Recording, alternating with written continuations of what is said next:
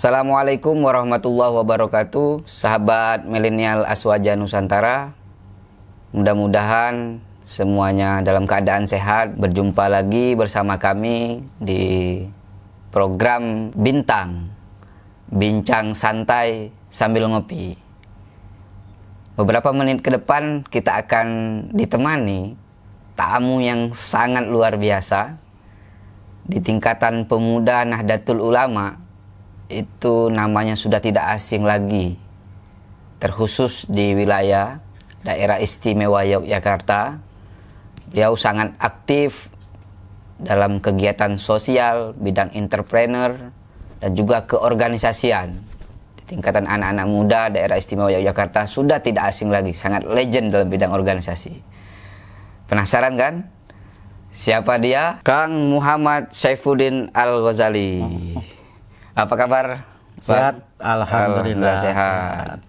Terima kasih ini sudah menyempatkan waktu ngobrol di program kami ini kan. Alhamdulillah bisa silaturahim kembali kita. Alhamdulillah sudah sekian lama ya sejak COVID ini. COVID-19. Ya. Beliau ini Kang Udin dalam panggilan sehari-hari masih menjabat sebagai Ketua Pimpinan Wilayah Gerakan Pemuda Ansor Daerah Istimewa Yogyakarta. Betul. 2017 sampai 2021. Artinya masih berlangsung berarti ini masih, ya? Masih aktif. Masih aktif ya. Nah ini kita akan berbincang saja karena sesuai rubrik kita ini bintang gitu kan, bincang santai sambil ngopi. Nah, kita sudah sedia kopi gitu kan nanti. Mantap. Sudah mau habis ini. Kita nanti sambil ngerokok kita akan bincang yang sangat santai sekali. Ya, mungkin kita akan menyapa atau minta Kang Udin juga mungkin mengeksplor lebih banyak kira-kira apa sih selain di tingkatan katakanlah aktif di GP Ansor gitu kan. Apalagi kira-kira Kang Udin bisa menceritakan biar ini bisa menginspirasi gitu kan anak-anak muda Indonesia. Siap. Monggo, kira-kira Kang Udin menceritakan selain di Ansor apa nih kegiatan? Iya. Kami selain di Ansor juga aktif di Forum Kerukunan Umat Beragama. Karena memang Yogyakarta ini termasuk City of Tolerance ya. Jadi keberagaman itu kita bangun bersama-sama dengan konsep Islam Nusantara. Kemudian kami juga diminta untuk aktif di FKUB dan secara kebetulan saya juga diamanai sebagai Ketua Forum Pemuda Kerukunan Umat Beragama di daerah istimewa Yogyakarta. Ya. Nah, selain itu juga aktif di beberapa kegiatan ormas, ada Aliansi Bela Garuda. Yang paling utama adalah ketika kita bicara soal kepemudaan di kota Yogyakarta ini menjadi tulang punggung utama semua kegiatan sebetulnya. Karena memang perputaran informasi, perputaran gerakan itu ada di pemuda. Kita lihat kampus-kampus yang ada di Jogja ini menjadi penopang pemikiran yang utama. Kemudian kegiatan-kegiatan di masyarakat, alhamdulillah secara SDM di kota Yogyakarta ini saya kira bisa dikatakan memiliki SDM lebih, sehingga tingkat perkembangan informasi, tingkat perkembangan komunikasi jauh lebih cepat dari daerah-daerah yang lain. Mungkin lebih setara dengan perkembangan informasi yang ada di ibu kota. Maka di Jogja ini pemuda memiliki peran yang cukup signifikan untuk sebuah gerakan, apalagi gerakan yang berhubungan dengan sosial kemasyarakatan, kegiatan yang berhubungan dengan sosial keagamaan. Maka kami kemudian menetapkan khidmat ada di Gerakan Pemuda Ansor. Begitu. Iya. Abangku yang saya Berarti ya ini kan artinya sekarang itu kan puncaknya memimpin Ansor di tingkatan wilayah. Tapi kan sebelumnya saya pikir tumbuh minat organisasi itu sejak kapan kira-kira? Betul. Jangan-jangan sejak SD ini berorganisasi. Baik, ada kader yang memang muncul itu natural dari awal, dari lingkungan kelas bawah, mulai dari pimpinan ranting, pimpinan anak cabang tingkat kecamatan. Ada yang kader ini naturalisme, artinya kalau natural ini memang punya potensi, ketika dia sudah kelihatan potensi baru ikut pelatihan kemudian direkrut menjadi kader. Nah, saya kebetulan kader mulai dari kultural rumah. Jadi ayah saya kebetulan dulu pertama kali kepengurusan PCNU di kota Yogyakarta sebagai Rois Suriah. Pertama kali sebagai perdana, bahasa kita perdana. Ya. Kemudian kakak saya juga aktif di Ansor. Nah, karena naturalisme dari keluarga ini terbawa, yang kemudian memang tidak tahu saya diberi namanya Saifuddin. Yang itu diartikan sebagai pedangnya agama kan. Oh, dan hari ini terbukti kayaknya pedangnya DIY ini. Hari ini ternyata saya menjadi mata pisaunya pedang ini, mata pedangnya ini. Berarti nggak salah ya. Sudah ada di depan. Nama itu sebuah doa itu ya kan. Insya Allah ini doa dari para leluhur kita, termasuk ayah kami. Dan ini bagian dari khidmat kami mulai dari pimpinan anak cabang waktu itu. Pimpinan anak cabang, saya sebagai sekretaris. Umur berapa kira-kira itu, Kang? Kira-kira ya tahun 2000-an. 2000-an ya. Tahun 2000-an. Tahun 2003, 2002, 2003 kira-kira.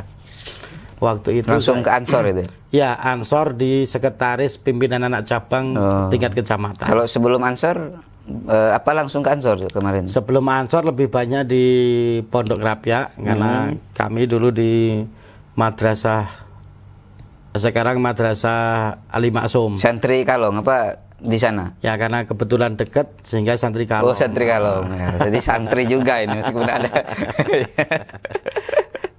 Lebih banyak di situ awalnya. Kemudian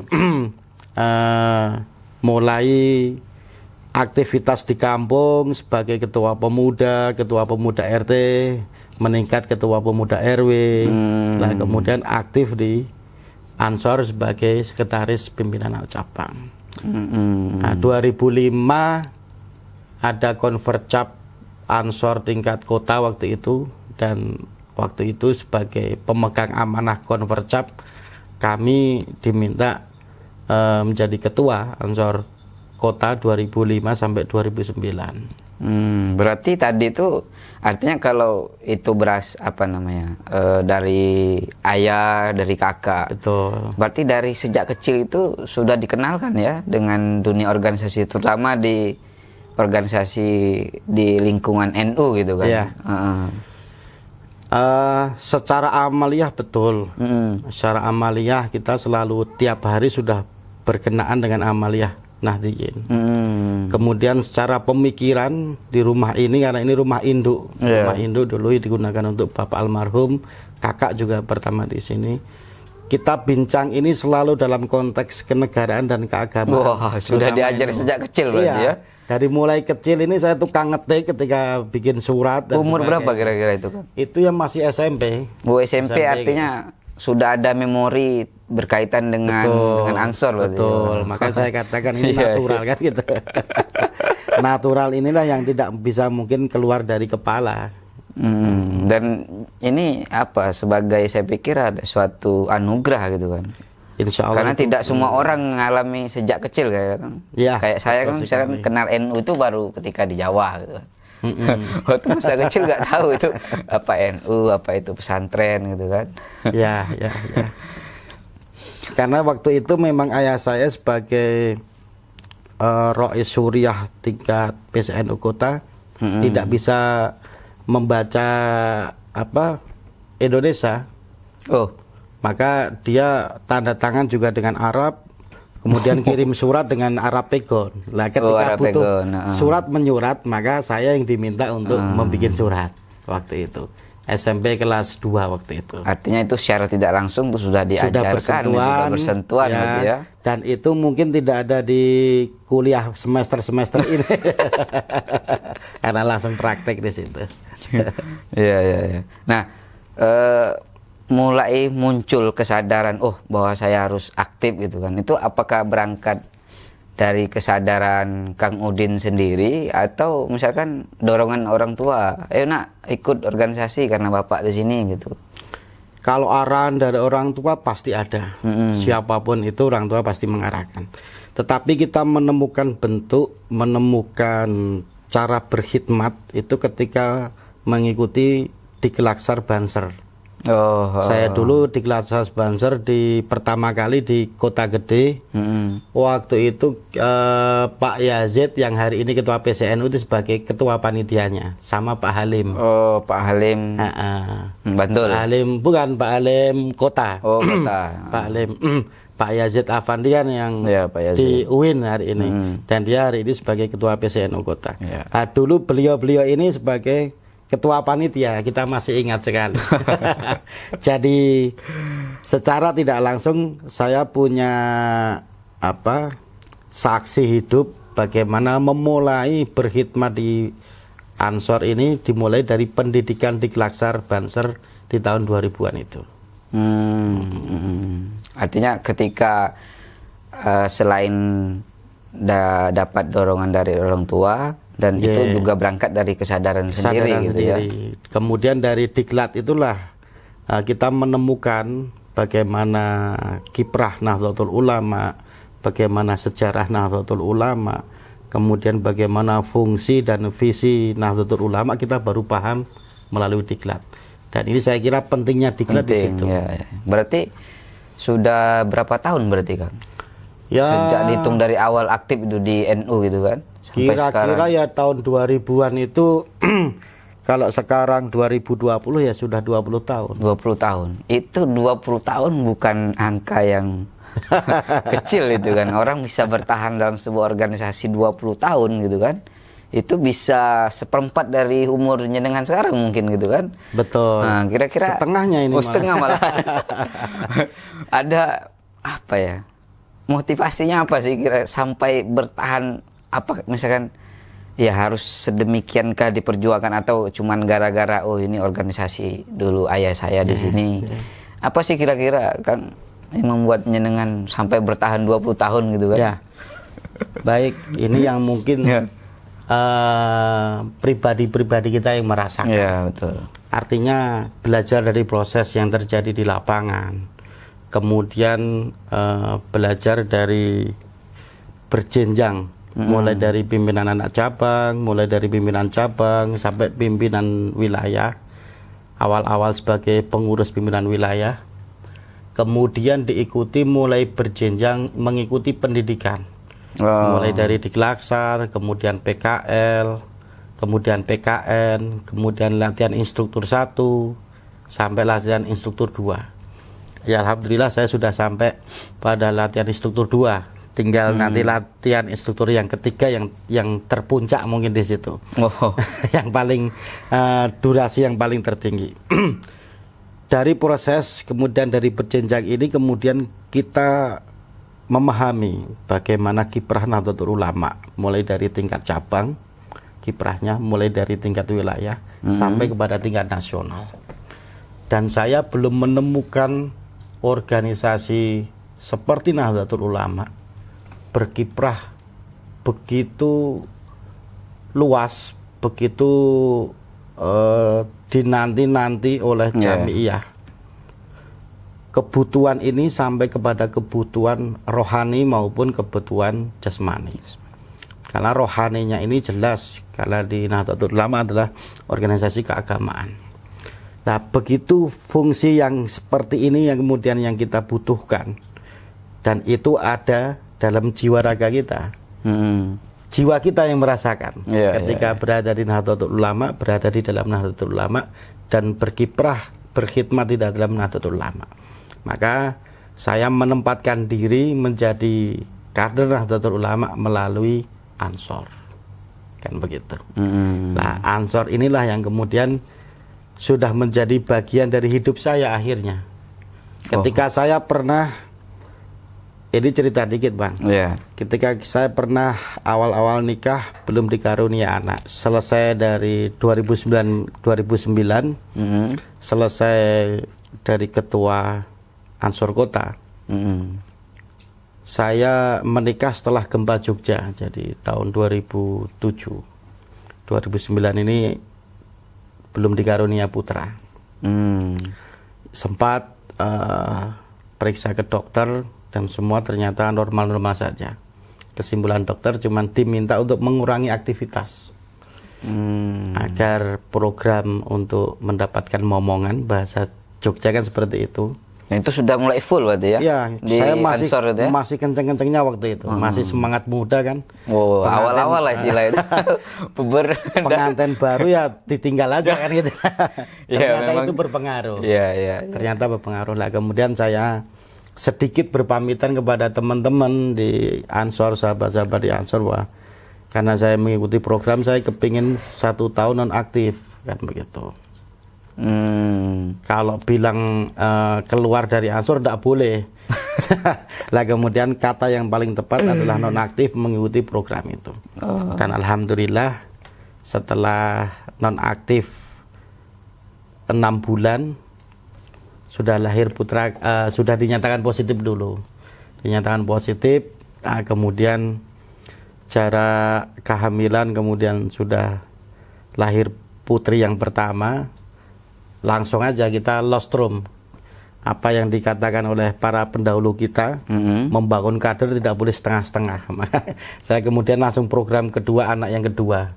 Alhamdulillah juga berhasil. Alhamdulillah. Itu merupakan bagian dari cerita hidup yang tidak bisa dipisahkan. Bahwa betul apa yang dikatakan para senior kita dulu, Bang.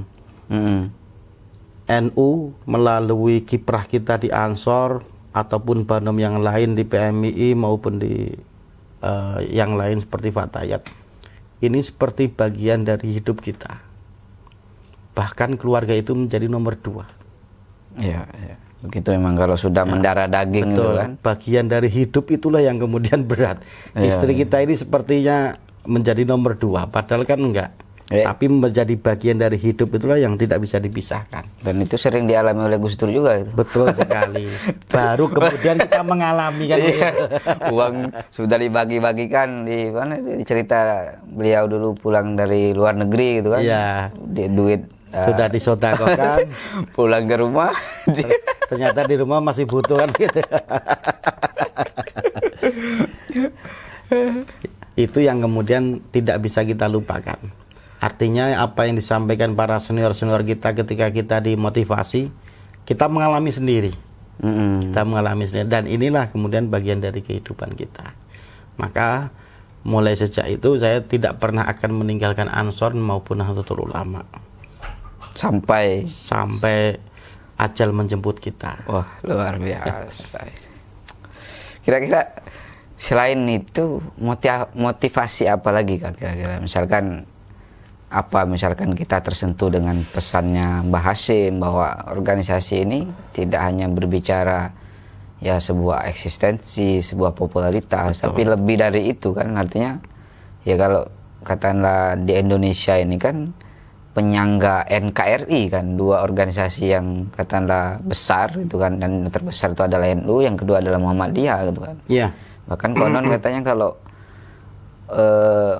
luar, artinya dari negara lain mau menghancurkan Indonesia itu harus menghancurkan 2 organisasi ini dulu gitu, baru TNI nanti gitu kan. Yeah. Nah, apakah ada lebih dari itu gitu kan, sehingga untuk terus bertahan di Ansor gitu? Saya kira tidak hanya motivasi Bang, tetapi menjadi sebuah bagian dari kurikulum sebuah pendidikan di Ansor. Kita tahu lewat film Santri itu kita tahu bahwa peran Nahdlatul Ulama selain juga Muhammadiyah dan organisasi yang lain menjadi catatan penting lahirnya Indonesia. Artinya di situ ada program bela negara yang kuat di dalam tubuh Nahdlatul Ulama. Dan itu juga menjadi bagian peran yang kuat dari Ansor itu sendiri. Maka di dalam sistem kurikulum pendidikan kita selalu ada kurikulum dengan pendidikan bela negara. Saya pernah aktif di KNPI lebih dari 10 tahun. Dan di tahun 2012 Kongres KNPI di Papua, waktu itu kita menentukan ada 126 OKP. Satu-satunya ormas, saya katakan ormas, satu-satunya ormas yang ada kurikulum bela negaranya adalah Ansor. Salah satu. Nah, satu-satunya ormas ya, organisasi kemasyarakatan. Nah, kalau organisasi pemuda yang lain bukan ormas, ada teman-teman dari pemuda Pancasila, Pancamarga dan sebagainya, mereka pasti ada pendidikan bela negara. Tapi yang saya katakan adalah ormas, satu-satunya ormas. 2012 itu realitas yang saya alami.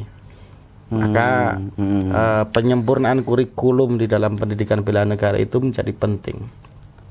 Nah, bela negara inilah yang kemudian terkonsepkan kepada kita bahwa selain kita berkhidmat untuk agama, termasuk juga menjadi santrinya Mbah Hasyim Asy'ari, maka kita harus mewarisi jiwa-jiwa patriot itu sendiri. Kan begitu. Nah, jiwa patriot itu akan tumbuh dengan proses. Tidak bisa hanya dengan teori tanpa ada proses. Maka proses Ansor mulai tahun berdiri 1934 sampai dengan hari ini, catatan sejarahnya jelas. Berada pada garda terdepan untuk bela negara dan bela negeri. Maka Ansor kemudian menempatkan diri sebagai pembela agama, bangsa dan negeri. Kan itu slogan yang ada. Artinya memang sesuai ini juga Ansor itu kan diambil dari ini toh firqo atau golongan pada waktu itu sahabat-sahabat yang ada di Madinah kan. Sahabat Nabi penolong. Sahabat Nabi penolong, orang yang berjuang, dan memang saya pikir dididik seperti itu memang kan untuk GP Ansor sesuai nama yang diberikan berarti kan. Betul sekali, betul sekali. Dan inilah giroh perjuangan kita. Giroh ini yang kemudian menyatukan antara kebutuhan sosial kemasyarakatan, kebutuhan keagamaan, dan kebutuhan kedaulatan negeri.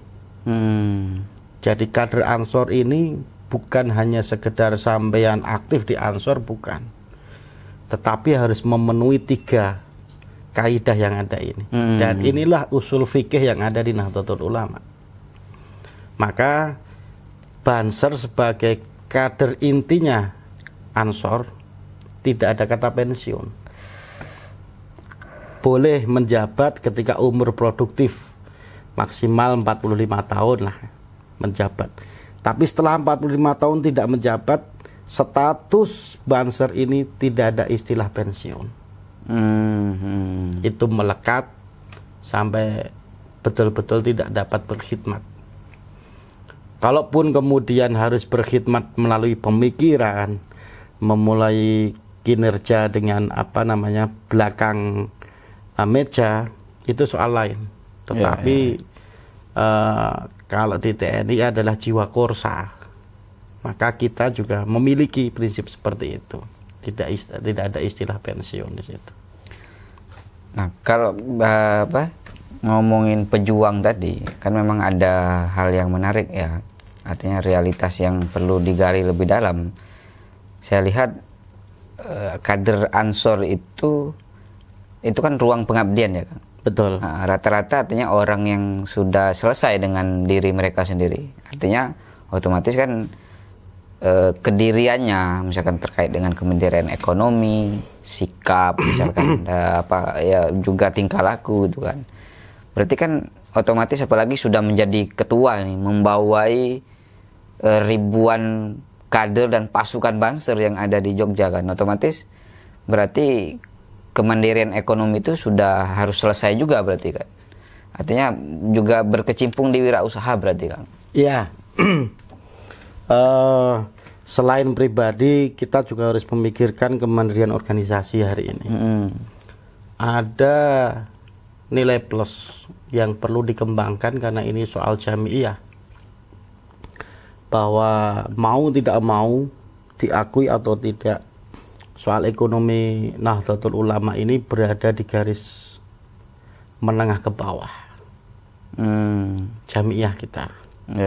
Meskipun pertumbuhannya hari ini cepat, kader-kader Nahdlatul Ulama, kader-kader Ansor yang mempunyai standar pendidikan minimal S1, jebolan dari lulusan dari teman-teman PMI juga banyak, teman-teman dari mahasiswa juga banyak. Ini meningkatkan grade bahwa kita secara SDM di Jogja ini, saya katakan tidak ketinggalan.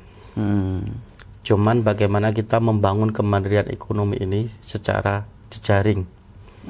Nah, kebetulan saya juga bergerak di bidang ekonomi, di wirausaha, wira swasta, bidang usaha, menggerakkan bidang-bidang yang berbasis ekonomi. Saya kira memang sangat perlu di situ bahwa betul. Pengabdian ini termasuk juga membangun jejaring ekonomi, meningkatkan taraf kehidupan, dan lebih-lebih di tengah pandemi COVID-19 ini. Ada pola ketahanan pangan yang memang harus kita perjuangkan. Hari ini kita merasakan betul dampak dari COVID-19. Kira-kira itu, Pak. Ya, berarti kesadaran berentrepreneur itu sangat ditekankan ya di lingkaran Ansor gitu betul kan. Sekali. Artinya saya ingat betul ketika saya wawancara Mbak Alisa Wahid itu kan, putrinya Gus Dur yang pertama. Beliau menyarankan untuk generasi muda itu memang harus berentrepreneur katanya, karena itu juga menjadi panutan kita pada Nabi Muhammad SAW kan, karena memang dari sejak kecil sudah berentrepreneur, berdagang gitu kan. Karena waktu itu Mbak Alisa bilang bahwa entrepreneur itu pintu awal untuk menuju kemandirian kita dalam berpikir katanya. Karena kalau sudah mandiri, otomatis kan kita artinya punya sikap mandiri lah ya, baik dalam sikap politik, sikap pandangan itu. Karena kita sudah tidak bergantung dengan siapapun berarti. Berarti sangat penting berarti ya Kang, kemandirian ekonomi itu berarti ya. Saya merasakan itu ketika di Jogja. Artinya mulai memimpin di Ansor mulai 2017 sampai dengan hari ini, mohon maaf, kita belum pernah menerima bantuan dari pemerintah daerah. Artinya organisasi ini betul-betul mandiri.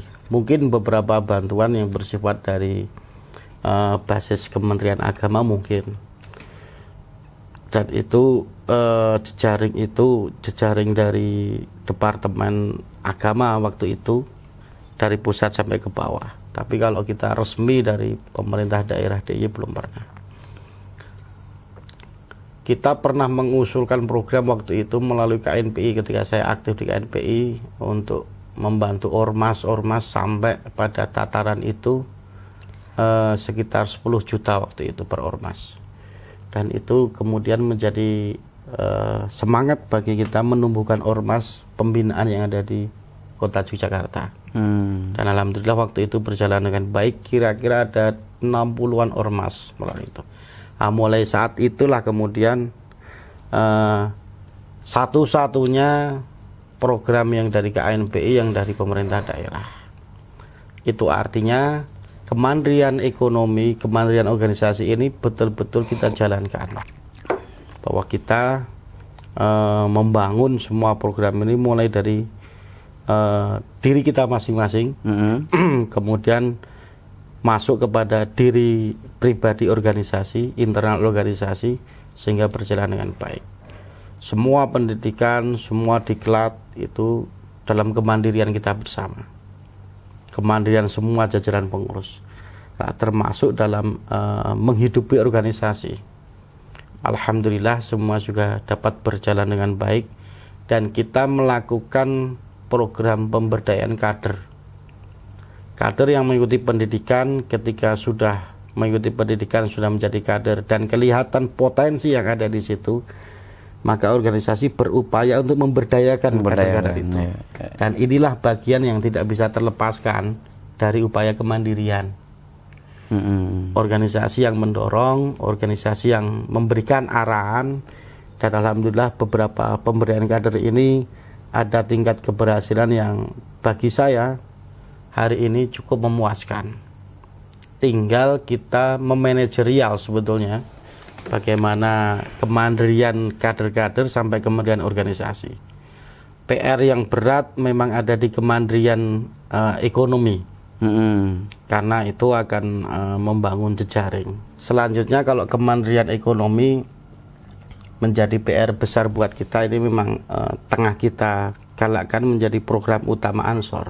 Malahan program utama ya. Program utama. Pantesan kemarin waktu saya ikut PKL itu 2 atau 3 itu materinya ekonomi. Betul sekali. Dari 12 materi yang kita sampaikan, program ekonomi ini menjadi titik fokus kita sebetulnya. Sehingga selain pendidikan, selain kaderisasi, kemudian ada Majelis Rijalul Ansor di Ansor sebagai program utamanya. Kemudian pemberdayaan kader tadi. Kemudian yang terakhir adalah kemandirian ekonomi. Itu memang instruksi dari pengurus pusat ya, Kang? Itu hasil kongres di Jogja di Pondok Pandanaran pada tahun 2017. Oh, berarti baru-baru ini ya? Ya, terbarukan. Diprioritaskan. Betul, terbarukan. Artinya kemandirian ekonomi itu kita rasakan ketika sebuah kebutuhan, kan begitu? Iya. Sebuah kebutuhan bagi kita semua. Karena memang di lingkaran NU itu saya pernah baca buku kan, ke-NU-an itu waktu Gus Dur menjadi ketua PBNU, memang beliau kan akan melakukan beberapa revolusi lah di tingkatan jemaah NU kan. Yang pertama adalah dia akan merevolusi dalam bidang sosial, yang pada akhirnya kan memang banyak kader-kader NU berada di lembaga-lembaga gitu kan. Betul. Pasca 98. Terus ada lagi revolusi di bidang politik yang akhirnya bisa mengantarkan Gus Dur sebagai presiden gitu kan. Nah, ketika mau masuk ketiga untuk bagaimana pembaharuan atau merevolusi di bidang ekonomi, dan itu tertunda ketika Gus Dur katakanlah sudah tidak lagi di ketua PBNU kan, karena harus memimpin PKB dan naik sebagai presiden kan. Saya pikir memang sangat tepat sekali mengansor itu untuk memprioritaskan bidang ekonomi gitu kan, Kang. Karena memang kayaknya di pendidikan kita juga dari dulu ada kesalahan deh. Nggak pernah diajarkan dari sejak SD gitu berintervensi. Padahal itu penting gitu. Iya. Karena apa ya? Karena jiwa entrepreneur, kemudian jiwa wira swasta, wira usaha, itu akan muncul di usia-usia pemuda. Iya, betul. Kan begitu. Ya, jadi kita melihat potensi itu ada. Nah, potensi ada, SDM juga mampu. Tinggal bagaimana potensi itu kemudian kita manajerial menjadi sebuah kebutuhan bersama. Nah, maka lahirlah kemandirian ekonomi itu dimulai dari itu. Kemudian kalau toh kemudian tidak mampu dalam kemandirian ekonomi karena jiwa wirausaha yang kurang, tapi SDM-nya yang lebih, kita tahu dari Jogja banyak sekali terlahirkan tokoh-tokoh dari Jogja. Ya, betul. Maka bidang itu kemudian menjadi fokus ke pemberdayaan kader tadi. Ini ada kader, SDM-nya mampu, tinggal kita berdayakan. Maka pemberdayaan kader itu menjadi kunci utama yang kedua. Itu berarti kalau soal kesadaran entrepreneur itu terbangun ketika di usia produktif gitu ya. Ya, betul. Mungkin tidak ada salahnya mungkin di sekolah tingkatan SD atau orang tua itu memberikan pembelajaran tentang entrepreneur itu mungkin lebih baik mungkin ya, biar Lebih kesadaran baik, itu sejak kecil gitu kan. Betul sekali. Apalagi kita dibesarkan di lingkungan kota Jogja. Tidak mengecilkan, tetapi UMR di Jogja yang saya rendah memang. Artinya ketika orang bisa bertahan hidup di Jogja karena memang biaya hidupnya tidak mahal, kan begitu bahasanya. Nah, dengan standar UMR yang cukup rendah menurut saya. Tetapi cukup rendah itu tidak menyurutkan karena didukung oleh suasana ketentraman yang ada di Jogja, sifat masyarakat dan sebagainya. Nah, ini yang kemudian mempunyai motivasi untuk orang itu berentrepreneur, orang itu berwirausaha. Bahkan jiwa-jiwa pengusaha itu sudah kelihatan sebetulnya. Apalagi di tingkat kelompok-kelompok mahasiswa di Jogja, mereka kelihatan kalau pas demo itu jiwa pemimpinnya sudah keluar, kan begitu. Tinggal digunakan itu ya. Itulah dasar dasar yang pertama, kan begitu. Potensi yang pertama kita sudah miliki, tinggal nanti diarahkan. Kalau dulu di jalan teriak-teriak, kita harus bekerja hari ini di belakang meja dengan segudang SDM yang kita miliki, saya kira tinggal diarahkan, selesai. Kalaupun katakanlah action kemudian bangkrut ya hal-hal biasa ya. Harus mampu. Tidak hanya mampu untuk bangkit, tetapi mampu bertahan. Karena saya ngalamin 4 kali wira swasta ya, wirausaha itu 4 kali bangkrut gitu. Waktu masih mahasiswa jual pulsa, ditinggal demo seminggu kan tutup. Buka warung makan 3 bulan tutup itu kan, karena ya masih kurang fokus, mungkin dulu masih mahasiswa gitu kan. Jadi saya kira butuh penasihat dari Ansor nanti. Dulu buka percetakan, 1 kali produksi sablon tutup. Nah terakhir warung makan dekat UIN juga tutup itu. Ya mungkin menghabiskan masa bangkrutnya, tinggal sisa masa suksesnya gitu. Itu tadi. Belajar dari kegagalan atau semacam semacam menunda kegagalan lah. Saya kira saya di bidang wirausaha ini mulai 2003. Oh ya, 2003. 2003 saya mendirikan percetakan. Kemudian di tahun 2005, 2 tahun bergelut di situ, saya paham bagaimana kebutuhan legal system dalam sebuah usaha. Maka kami mendirikan CV kemudian. Mendirikan CV, bisa dikatakan mendirikan sebuah perusahaan. Dan di situ kemudian sebagai owner berarti ya? Ya, sebagai owner. Yang kemudian di situ kami paham betul bagaimana posisi wirausaha itu potensi untuk tingkatan bawah, kemudian potensi legal system yang harus dimiliki. Maka saya pernah memberikan motivasi kepada teman-teman TKI di waktu itu di Kementerian Sosial. Kita boleh menjadi TKI, tapi jangan selamanya menjadi TKI. Ketika kita sudah mendapatkan cukup materi, dalam hal ini pendanaan untuk membuat sebuah usaha, maka peluang usaha itu terlalu banyak yang bisa kita pilih. Tinggal bagaimana kita menyesuaikan dengan pribadi masing-masing. Dan perlu saya tekankan juga bahwa legal system ini menjadi acuan. Kalau kita sudah punya legal system, maka orang akan memandang grade yang tinggi, bukan lagi grade yang rendah. Maka legal system ini menjadi acuan. Yang ketiga, potensi yang ada di Jogja ini semua terbuka. Karena alam kebebasan demokrasi di Jogja, jadi peluangnya terbuka.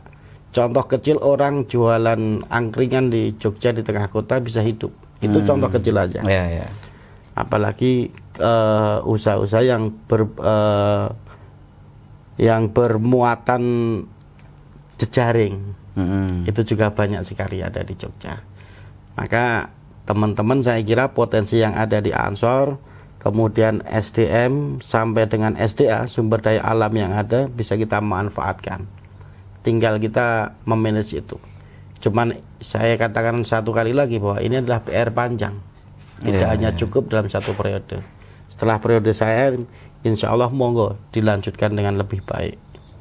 Artinya memang kesadaran entrepreneur itu ya harus ditekankan memang ya pada generasi muda gitu kan.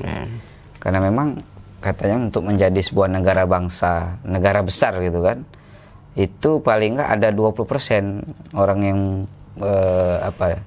di sektor wira swasta gitu kan. Artinya ada entrepreneur entah jual beli atau jadi sebagai pengusaha, entah apapun lah gitu kan. Sedangkan di Indonesia kan sangat minim sekali gitu kan. Betul sekali. Sampai ada istilah obrolan di angkring, obrolan rakyat jelata lah, obrolan. Bahwa pemilik negara ini bukan lagi pemerintah, tetapi para naga yang mengendalikan ekonomi. Yang dikenal naga 9. Ya, kalau dikaitkan dengan naga 9 juga boleh lah. Mereka yang menentukan negara ini mau diarahkan kemana. Betul. Nah, itulah pentingnya kenapa ekonomi itu menjadi fokus dalam kehidupan yang hari ini menjadi kebutuhan menurut saya. Kebutuhan untuk dibangun, kebutuhan untuk ditekankan, dan kebutuhan untuk menjadi bagian dari kurikulum pendidikan kita di Ansor itu sendiri. Apalagi menurut analisis itu kan bahwa 2030 kemungkinan yang akan menguasai perekonomian itu UMKM yang go internasional gitu kan. Betul. Artinya ini harus menjadi catatan kita ya, terutama di kalangan Nahdien gitu kan. Betul sekali. Saya pernah membuat program yang berhubungan dengan kepemudaan, yaitu di tingkat kota Jogja ada 14 kecamatan. Kita membuat program kelompok usaha pemuda produktif namanya. Waktu itu KUPP, kita singkat KUPP. Nah, kelompok usaha yang memang skillnya dari pemuda, yang itu mulai dari usaha rumahan, home industry, atau kerajinan, atau semacam keterampilan, jasa dan sebagainya. Itu kita bikin wadah di tiap-tiap kecamatan. Agar apa? Agar mereka ini bersinggungan satu dengan yang lain. Agar mereka itu membuat jejaring di tingkat kecamatan, tingkat paling rendah dulu. Nah, setelah terbentuk kelompok-kelompok itu di tingkat kecamatan, 14 kecamatan di kota Jogja, mereka kita pertemukan dalam sebuah forum. Maka mereka akan bersinggungan, akan membuat jejaring lagi sampai di tingkat provinsi. Nah, kebutuhan itulah, jejaring itulah yang hari ini dibutuhkan untuk tingkat usaha. Apalagi kebutuhan itu mendasar. Nah, saya kira kita bisa mampu melakukan itu karena memang di Ansor selain ada kaderisasi, juga ada jejaring di tingkat cabang, di tingkat pimpinan anak cabang. Artinya kita punya kader ini berjenjang mulai dari tingkat provinsi, tingkat kabupaten, tingkat kecamatan, sampai tingkat kelurahan. Nah, jejaring ini bisa kita gunakan untuk membangun jejaring tingkat ekonomi. Begitu. Ya, artinya pesan terhadap generasi muda itu ya selain katakanlah sekolah itu kan, entah yang masih SMA atau kuliah gitu kan.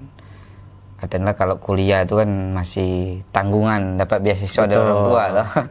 Tapi kalau bisa ya mulai mempraktekkan entrepreneur gitu kan. Entah dan kalau zaman sekarang kan enak kan bisa reseller gitu tanpa modal kan, cuman modal HP menjualkan produk orang, bisa dapat untung sehari 20.000 30.000 itu kan tidak terasa sambil ngopi atau sambil ngegame gitu kan.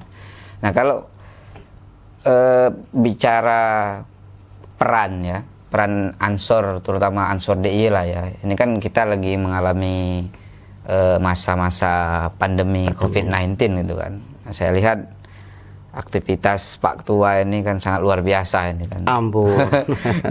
Saya kan mesti merhatiin lah gitu kan di media sosial, terutama di Facebook gitu kan. Selalu ada konten-konten positif yang menginspirasi banyak orang. Ya mungkin Pak Ketua bisa cerita lah ini kan apa sih kegiatan Ansor gitu kan di masa pandemi ini gitu kan. Mulai dari pandemi COVID-19, mulai bulan Maret, tanggal 2 Maret pertama kali kasus yang ada di Indonesia, di Jakarta. Saya terutama menekankan bahwa 19 ini seperti wabah yang berjalan dengan cepat, tetapi kita tidak tahu kapan selesainya. Nah, kalau bahasa enaknya mungkin maraton. Kita akan kerja maraton, tidak tahu kapan garis finishnya itu ada. Betul. Maka ketika penyebaran yang begitu cepat, yang harus kita potong adalah penyebarannya, kan begitu. Sehingga ketika saya rumuskan, kita mulai aksi pertama kali itu tanggal 5 Maret. Saya tekankan pada waktu itu, kita harus mulai dari awal, agar seperti kebakaran, ketika ada terjadi musibah kebakaran, maka yang belum terbakar harus kita basahin air dulu agar tidak terbakar, kan begitu. Maka kita harus memotong penyebaran di tingkat lokal. Maka penyemprotan disinfektan mulai tanggal 5 Maret saya mulai, dan 14 hari program itu berjalan. Penyemprotan masjid, aset-aset Nahdlatul Ulama, sampai kita lebarkan kepada aset-aset milik keagamaan yang lain. Karena di situ kelihatan bahwa kebutuhan ini bukan hanya kebutuhan kita, bahwa kemanusiaan itu bukan hanya orang yang beragama Islam, kan begitu. Kemanusiaan itu harus menyeluruh sebagai makhluk sosial.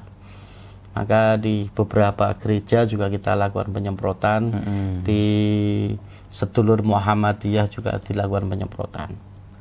14 hari yang pertama kita sampai melebar kepada masyarakat luas. Itu kita sudah melakukan penyemprotan di 1.200 titik se-DIY.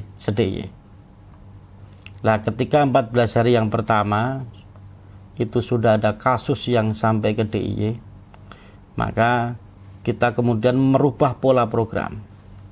Kita harus melindungi kader yang berada di lapangan, karena sudah ada yang positif di beberapa daerah, dimulai dari Sleman waktu itu, guru besar UGM.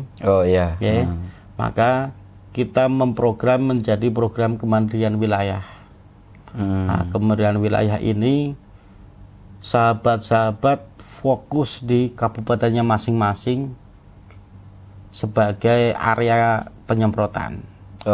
Kalau sebelumnya masih bebas lintas kabupaten, karena memang masih zona hijau semua. Nah, ketika sudah ada zona merah di satu titik, maka saya kemudian membuat program kemandirian wilayah, melindungi kader-kader yang kita. Dan ini sudah sampai kepada masyarakat langsung di bawah kemandirian wilayah ini. Sahabat-sahabat yang ada di pimpinan anak cabang di tingkat kecamatan berkoordinasi dengan Muspika, Muspida dan sebagainya, kemudian membangun program penyemprotan ke warga-warga di situ. Maka seperti penyemprotan massal ke warga-warga. Di situ programnya 2 minggu juga, dan alhamdulillah laporan yang masuk mulai dari Sleman yang terpenting, karena waktu itu kasus yang pertama Sleman, kemudian melebar ke Bantul menjadi tonggak yang kedua. Dari 2 PC ini sudah di sekitar angka 7.000 titik. Nah, kemudian di Kulon Progo, Gunung Kidul, termasuk di kota sendiri, kita rekap waktu itu ada 12.010 titik. 12.010 ya. Nah, 12.010 titik.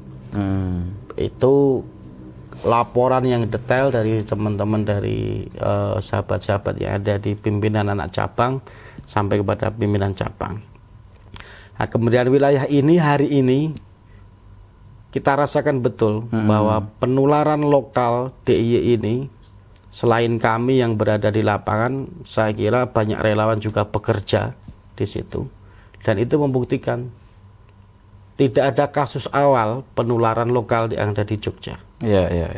kasus-kasus itu semua impor dari kota datang ke Jogja, atau orang Jogja baru bepergian di luar kota kemudian pulang ke Jogja lagi baru positif.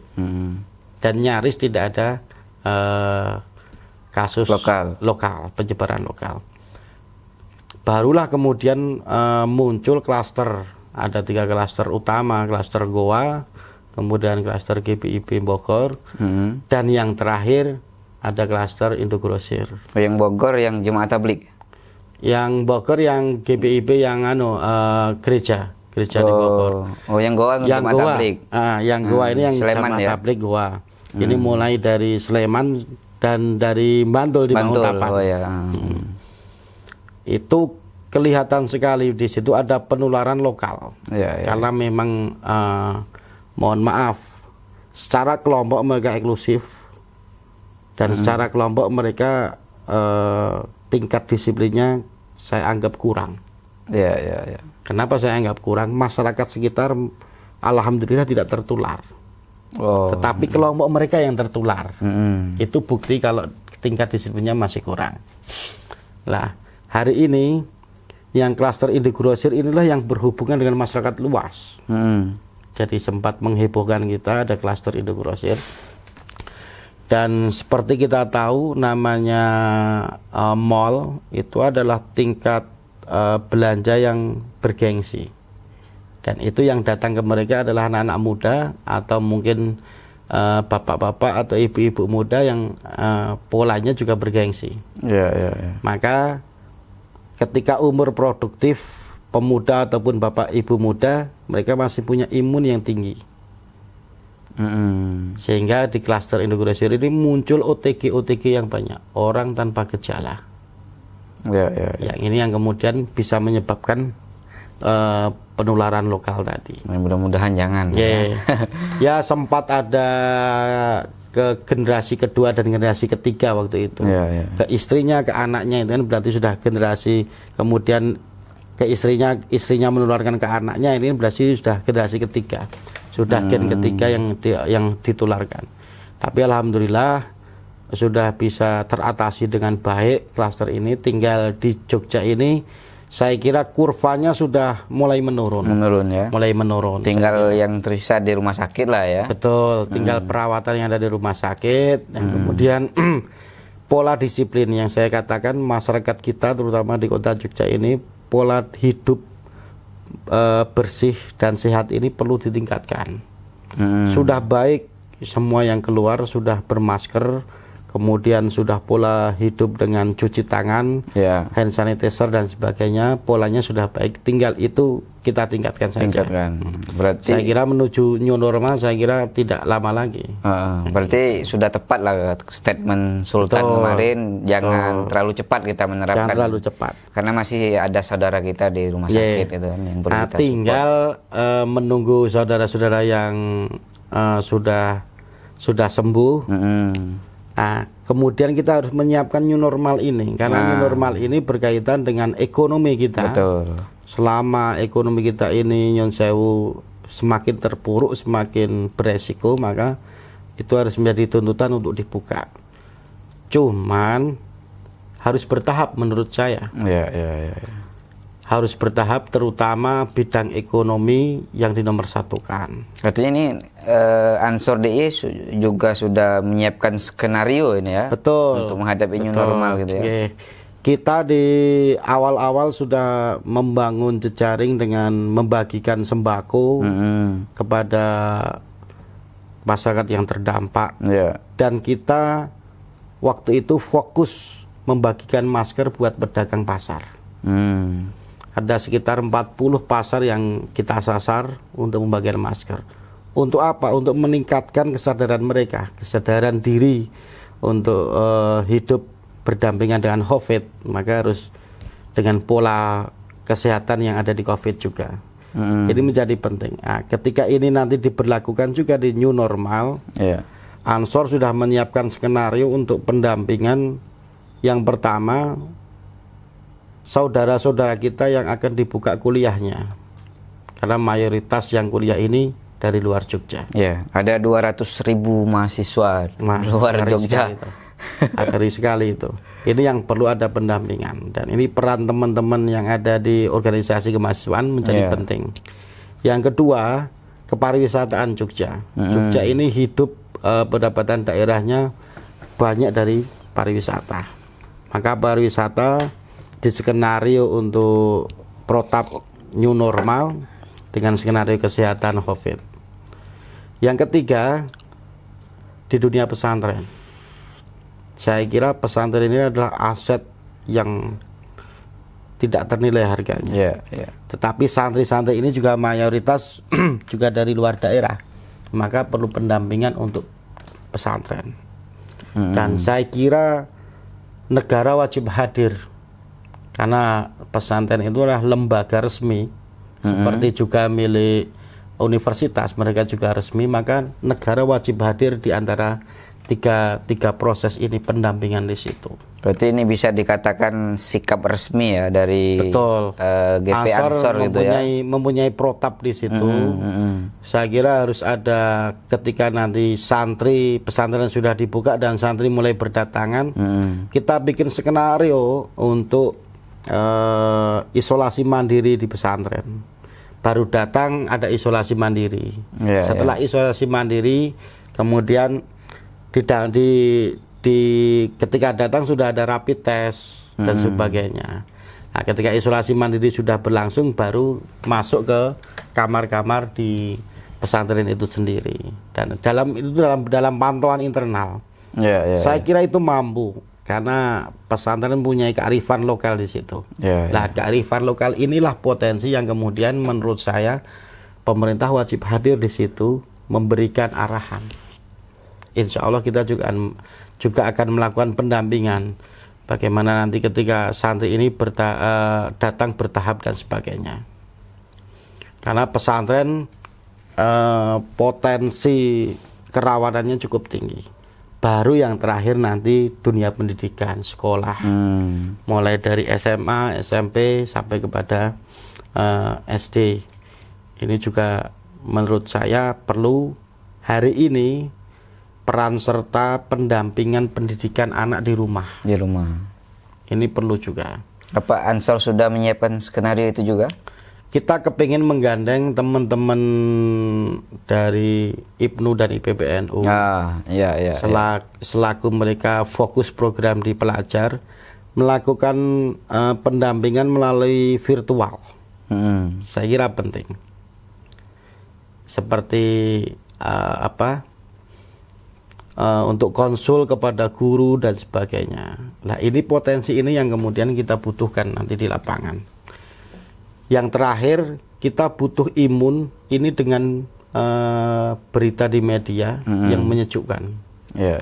Apa yang saya sampaikan melalui media sosial selalu berjiwa bagaimana kita mendapatkan info dan mengolah untuk membuat imun masyarakat itu menjadi kuat. Maka peran media sosial, sahabat-sahabat yang bergerak di medsos seperti panjenengan, kita butuhkan hari ini untuk membangun opini dan membangun imun itu dengan berita yang baik dan berita yang positive thinking. Kok kan begitu? Serius sekali ya Ansor ya berkontribusi dalam masa ini. Apa gerangan gitu? Apa ini memang bentuk kepedulian? Karena saya juga ngamatin Gus Yakut sebagai Ketua Umum Gerakan Pemuda Ansor itu sangat getol sekali berbicara. Pemerintah mesti harus peduli itu dalam misalnya kalangan santri kalau menghadapi new normal gitu. Kalau Ansor saya kira mendidik kader ini menjadi jiwa-jiwa yang punya kemanusiaan tinggi. Tanpa diperintah mereka sebenarnya sudah jalan. Sebelum ada instruksi dari pimpinan pusat, semua pimpinan wilayah sudah bergerak di bidangnya masing-masing, di tempatnya masing-masing. Nah, kemudian baru muncul protokol-protokol untuk bagaimana kita menangani COVID, bagaimana kita melawan COVID, yang kemudian endingnya kita harus bersahabat dengan COVID, kan begitu. Ini ending ini karena COVID itu sudah datang di tempat kita, tidak mungkin kemudian pergi begitu saja. Dan kasus ini sampai menunggu vaksin ditemukan. Maka kita akan berhidup berdampingan ini lama dengan COVID kan begitu. Dan tidak tahu kapan ditemukan. Dan tidak tahu tadi seperti maraton tak bertepi tadi. Maka Ansor memandang ini kebutuhan kemanusiaan, termasuk ketika dicanangkan pandemi internasional, tidak hanya pandemi nasional. Ini pandemi internasional. Sehingga Ansor mempunyai tugas dan fungsi sebagai penolong. Dan itu secara terstruktur sangat rapi ya. Sangat terstruktur ya. Bahkan di pusat itu katanya menjadi acuan ditingkatkan ke apa pemuda-pemuda gitu ya, organisasi pemudaan gitu. Kita memang dipacu dengan waktu kemarin ini karena penyebarannya luar biasa COVID ini, dan kita belum menemukan kasus seperti ini dari generasi A sampai generasi Z hari ini, belum pernah menemukan kasus seperti ini. Sehingga kita belajar dari studi kasus COVID, kita belajar dari bagaimana penanganan COVID di tempat-tempat yang lain. Maka Indonesia ini harus menjadi gerakan bersama. Ansor sadar betul akan hal itu. Maka Ketum kemudian menyelenggarakan rapat Zoom secara estafet dan memberikan arahan langsung kepada kader sampai tingkat bawah, kemudian mengeluarkan protokol instruksi yang resmi. Nah, dari struktur inilah kemudian kita bekerja sama dengan beberapa pihak, termasuk pihak dari organisasi kemasyarakatan yang lain, OKP yang lain, termasuk DPP KNPI waktu itu dipanggil ke Ansor. Dan kita sampai kepada pola bagaimana pendampingan sedulur-sedulur kita yang notabene mereka berstatus ODP, berstatus PDP. Karena penyakit ini tingkat kematian secara data hanya 3%. Saya katakan hanya. Artinya tidak mematikan. Tetapi vonis sosialnya yang cukup tinggi. Ya. Ketika ada orang ODP, ada orang PDP, sudah masyarakat kemudian langsung isolasi dan sebagainya. Lah, jangan sampai ada kejadian ketika nanti sudah new normal, orang-orang ini kemudian terpinggirkan. Orang-orang yang pernah positif sudah sembuh, maka ini butuh pendampingan. Kita sadar virus yang hidup di tubuh seseorang itu berlangsung kira-kira 28 hari. Artinya setelah selesai pengobatan 14 hari di rumah sakit, maka masih ada 14 hari di rumah yang harus disiplin tinggi, dan itu butuh pendampingan. Nah, inilah yang kemudian peran kemasyarakatannya cukup tinggi. Masyarakat juga wajib hadir, memberikan motivasi di situ. Dan Ansor menjadi garda terdepan. Insya Allah Ansor berada di garda terdepan di situ. Nah, ini ada hal menarik dari beberapa yang kita berbincangkan tadi. Dalam perjalanan bangsa ini kan NU dalam hal ini katakanlah di tingkat muda adalah Gerakan Pemuda Ansor.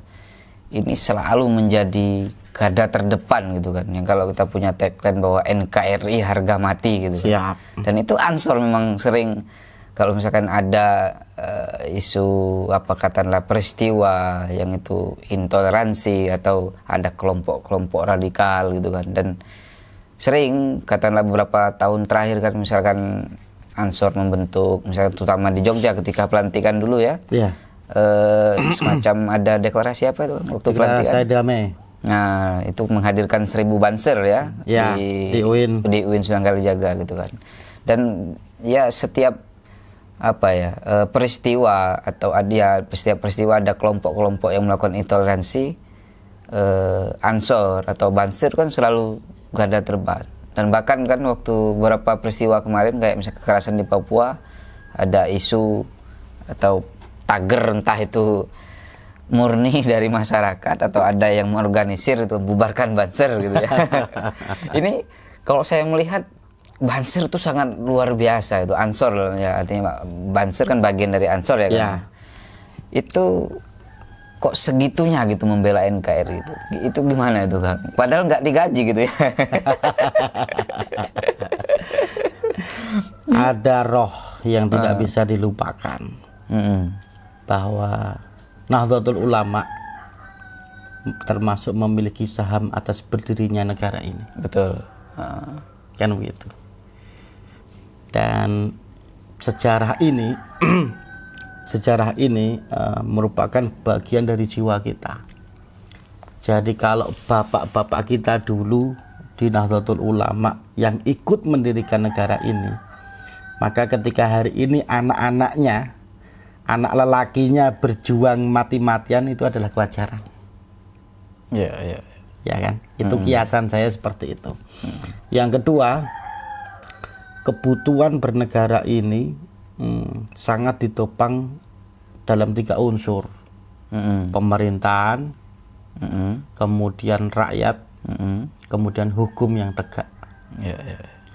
Nah, di antara 2, pemerintah dan rakyat ini, selalu ada kata tidak sempurna. Yang sempurna itu ketika orang sudah mati, maka sudah sempurna, kan gitu. Ketika orang masih hidup pasti tidak ada yang sempurna.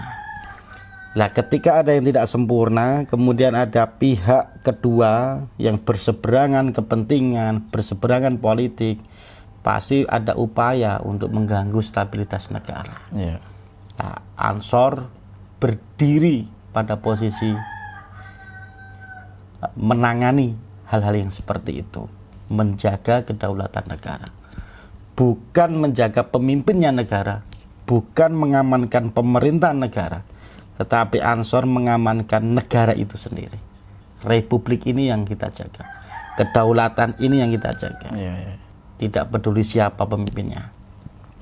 Nah, sehingga kita tidak termakan oleh situasi politik apapun.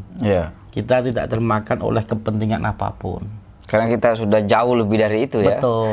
Kita pada fokus hakikat menjaga negara, betul. Menjaga kedaulatan negara. Maka slogan kita adalah NKRI harga mati. Harga mati. Kalau harga mati ya jangan ditawar lagi. Sudah nggak ada tawar-menawar lagi. Gitu. Siapapun.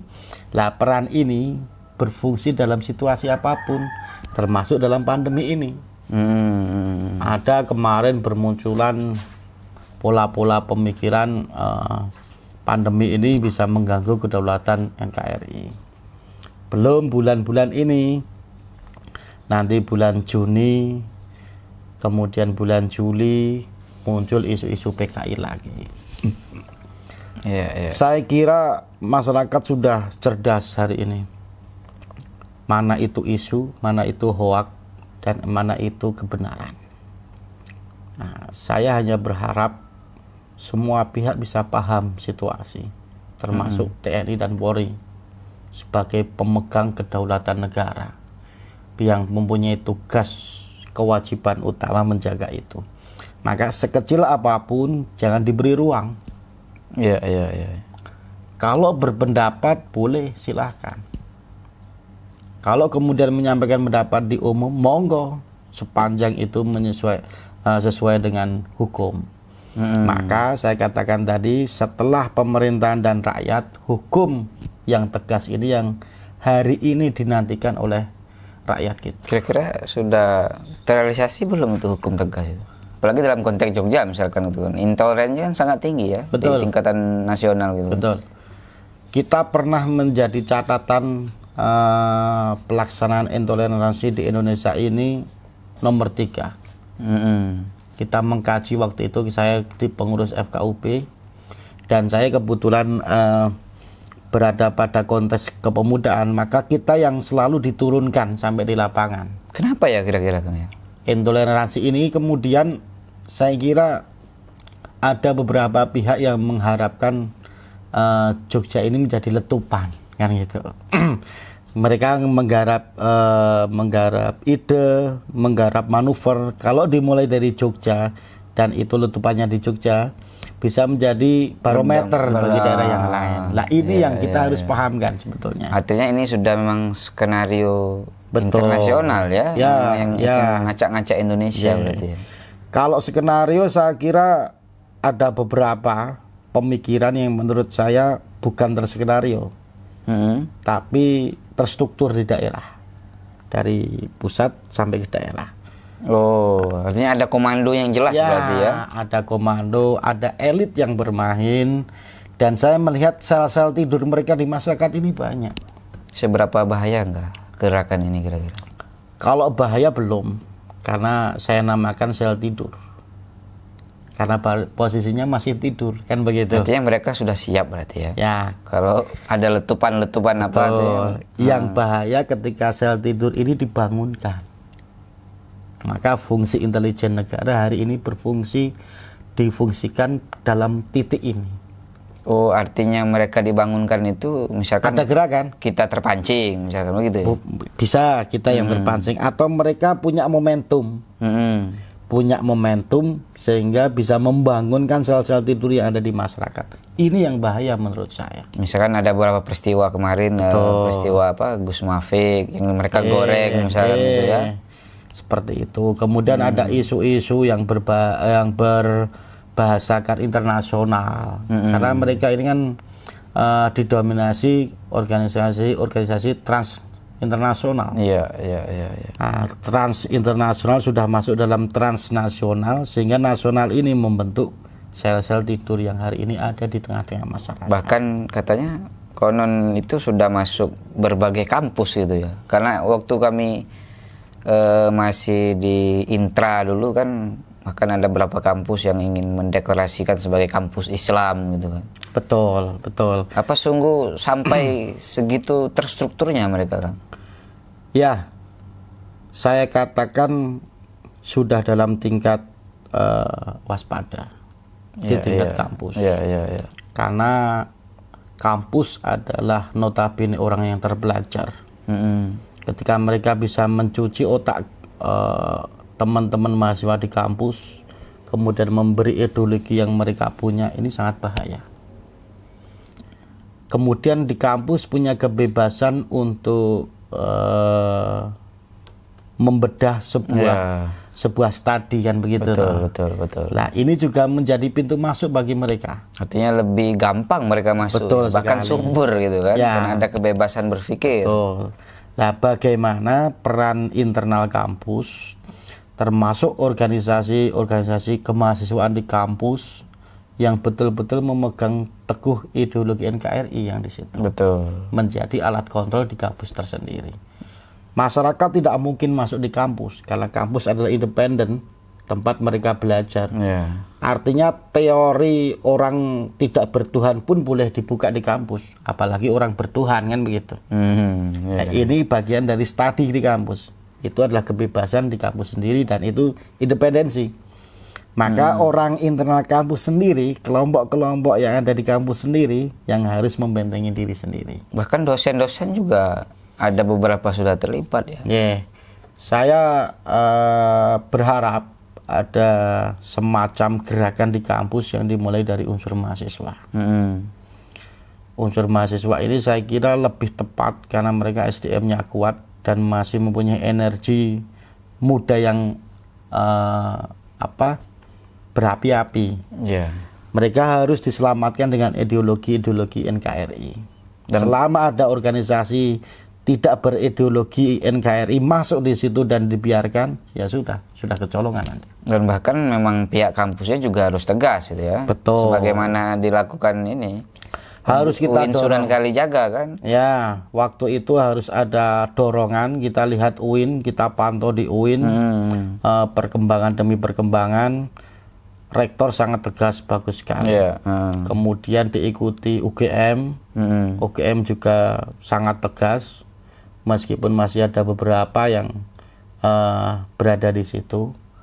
Kemudian kita lihat di tempat-tempat lain seperti UII, kampus ISI, bahkan kampus ISI cukup tegas sekali di situ. Karena saya pikir kampus ya punya alasan yang kuat karena itu lembaga pemerintah ya, terutama yang negeri. Beberapa bulan yang lalu saya sharing dengan Pak Waryono sebagai wakil rektor bidang kemahasiswaan gitu kan, dan juga bidang 4 kerjasama gitu kan. Itu ya beliau mengatakan ya kita dari pihak kampus harus tegas karena ini milik negara gitu kan, dan mahasiswa ya harus manut pada aturan negara gitu kan. Nah, kira-kira Ansor untuk menghadapi katakanlah menghalau gerakan ini strategi apa gitu? Karena ini kan saya pikir sangat membahayakan negara ya, Ya. kalau ini dibiarkan gitu. Kita Ansor bekerja sama dengan kampus ini sudah tidak terhitung sebetulnya. Artinya sahabat-sahabat pengurus yang kita kirim menjadi narasumber semua forum yang ada di kampus, forum diskusi, forum sebagainya, ini sudah tidak terhitung. Selain itu kami juga punya program untuk masuk membangun komunikasi dengan mahasiswa dan dosen akademika, aktivitas akademika ini dengan program PKL khusus dosen, PKL khusus pengajar, PKL khusus mahasiswa, PKL Ansor. Oh, ada ya. Ada ini, dan ini sudah berlangsung di beberapa titik di Jawa Tengah dan Jawa Timur. Jogja ini kemarin sudah saya rencanakan. Saya sudah matur ke rektor bersama beberapa dekan dan sudah mensepakati di UIN, di UNU, kemudian satu lagi di Sanata Dharma. Oh, bisa ikut lagi berarti saya ya? Boleh.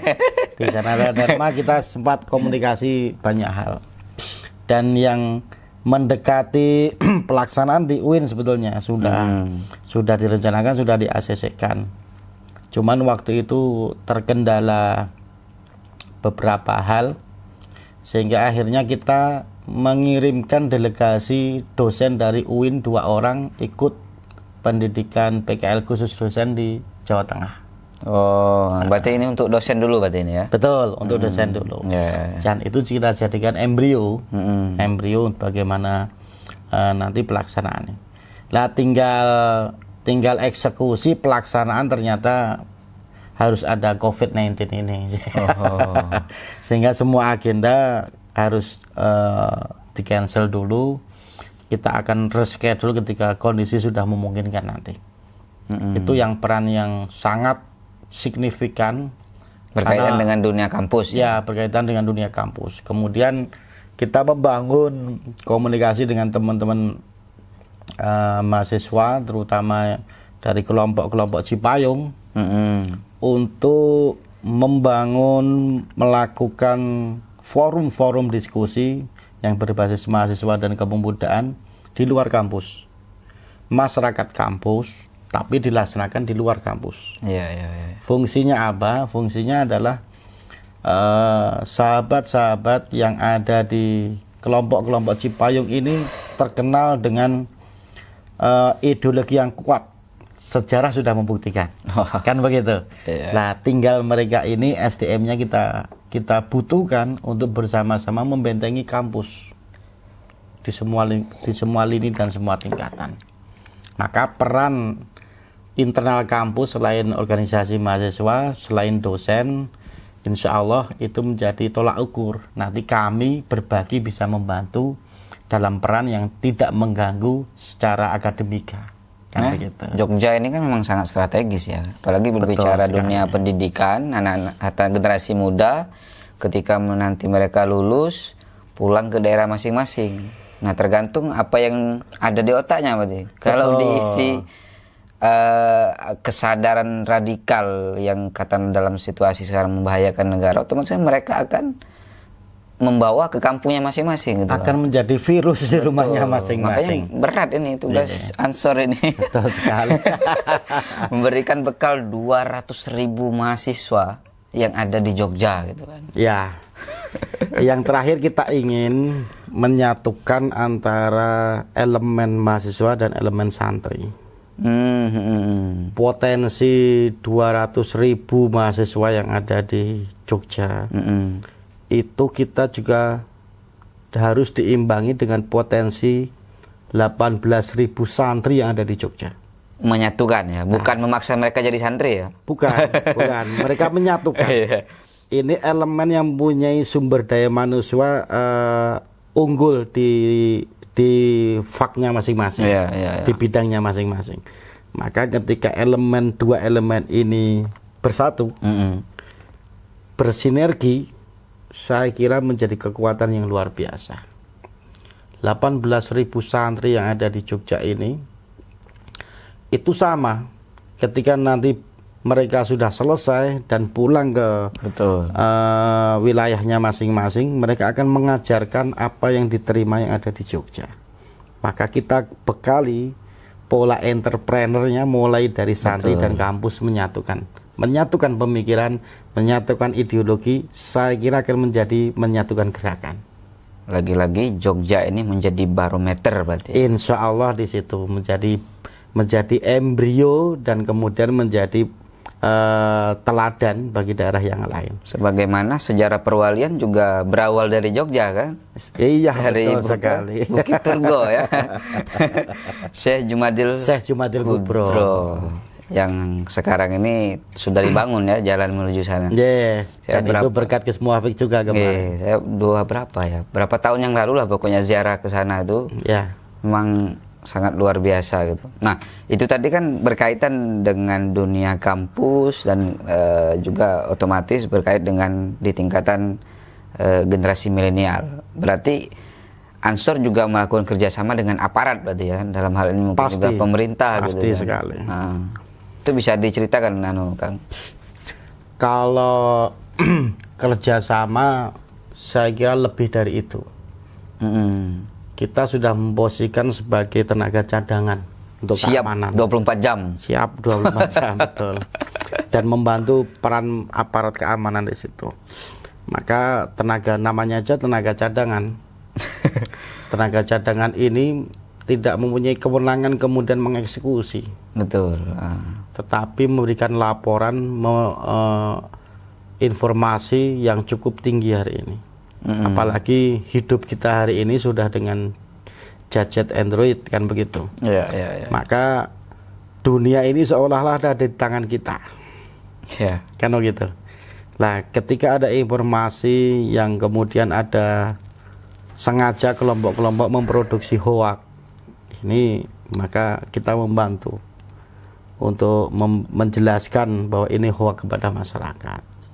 Atau sebaliknya, ada laporan dari masyarakat tentang kerawanan sosial, kerawanan warga, atau ada gerakan-gerakan yang non toleransi, sekecil apapun kita update dan kita konsultasikan kepada aparatur negara. Dalam posisi mendamaikan ketika ada masalah, atau dalam posisi membangun diskusi ketika ada perbedaan persoalan, atau kemudian membangun ruang komunikasi ketika ada persoalan kesalahpahaman, itu menjadi titik awal kita. Nah, ketika peran kita di situ kemudian sudah dijalankan tapi persoalan tidak selesai, ya kita limpahkan sepenuhnya kepada aparatur negara. Bidang keamanan otomatis polisi yang pertama, baru kemudian yang TNI. Itu pola yang hari ini kita kembangkan melalui FKUB. Melalui FKUB. Dan kita punya FKUB ini punya 13 sampai 16 organisasi kepemudaan yang berbasis agama. Artinya Ansor tidak sendiri lah ya. Betul, kita harus bersama-sama karena ini sebuah gerakan. Nah, basis di situ juga diimbangi dengan gerakan sosial keagamaan. Maka menciptakan City of Tolerance ini tidak gampang. Masyarakat yang kemudian mempunyai ideologi sosial yang tinggi, mempunyai kebebasan beragama yang tinggi, saling menghormati, toleransinya cukup tinggi. Beberapa hari terakhir memang sempat ternodai adanya gerakan-gerakan itu.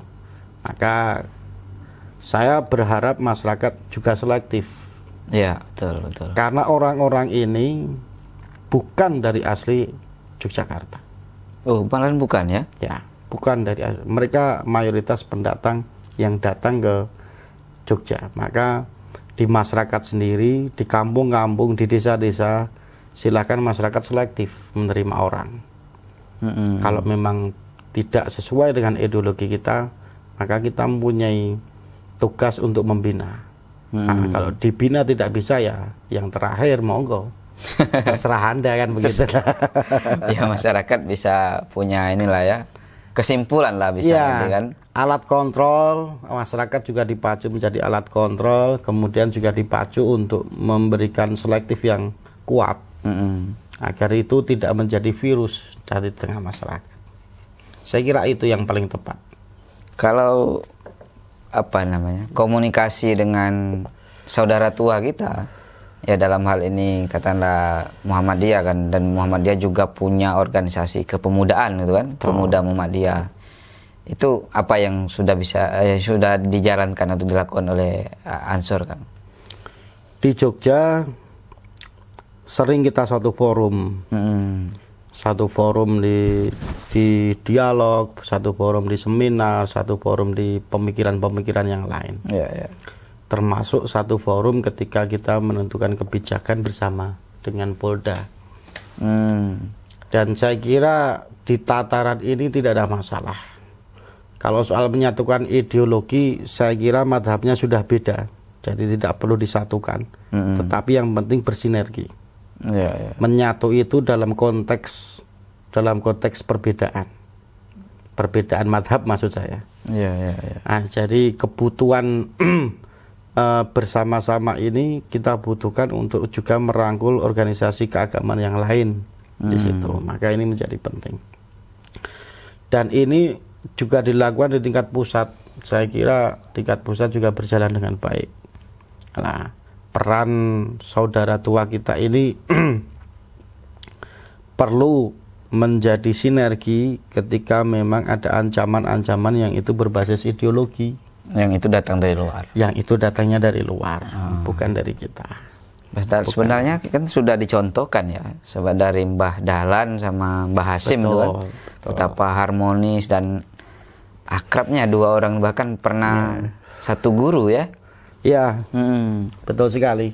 Sehingga kami pernah membuat forum untuk diskusi di masjid bersama Ketua Pemuda Muhammadiyah. Pernah saya lakukan di tahun 2018 dan 2019 kemarin. Pernah melakukan itu.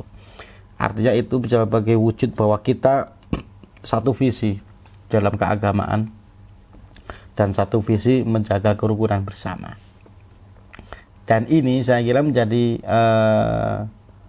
percontohan untuk ormas-ormas keagamaan yang lain. Maka hubungan kami sangat bagus di Forum Pemuda Kerukunan Umat Beragama, sangat bagus.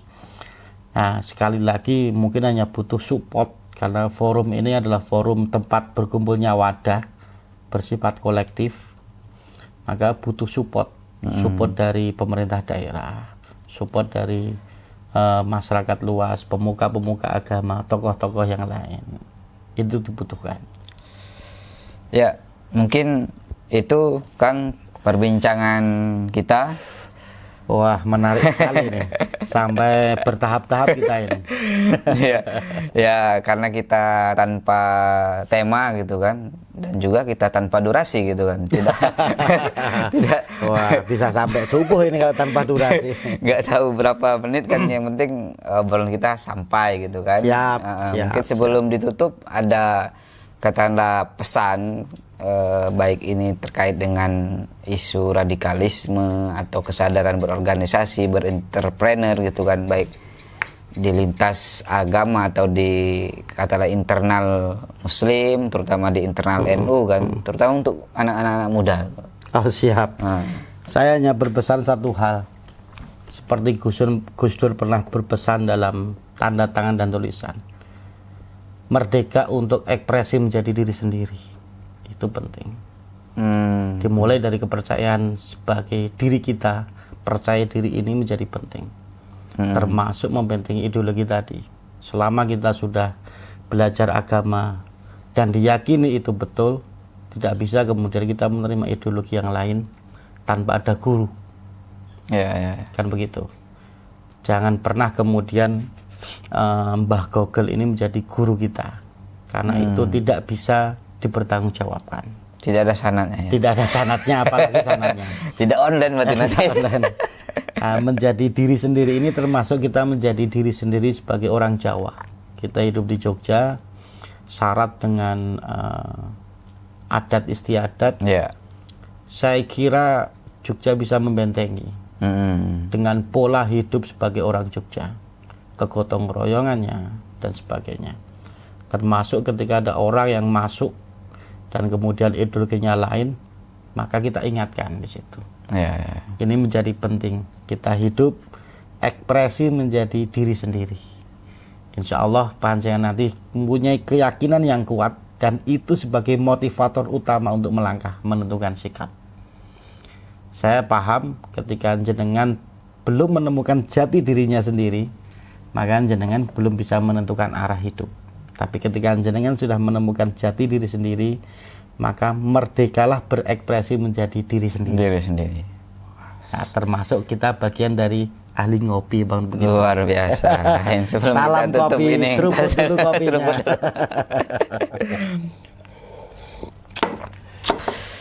Ya, sahabat milenial, sangat luar biasa perbincangan kami tadi. Sudah menghabiskan segelas kopi dan nggak tahu berapa batang rokok gitu kan, tanpa terasa ini kan ini sudah hampir larut pagi ini kan. Sebenarnya masih banyak ini kalau mau kita kupas lagi, kupas tuntas gitu kan.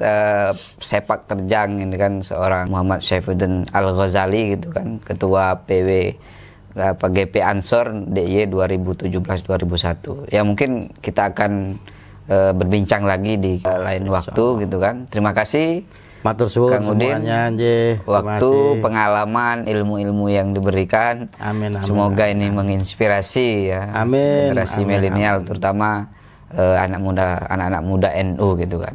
Siap. Wassalamualaikum warahmatullahi wabarakatuh. Waalaikumsalam warahmatullahi wabarakatuh.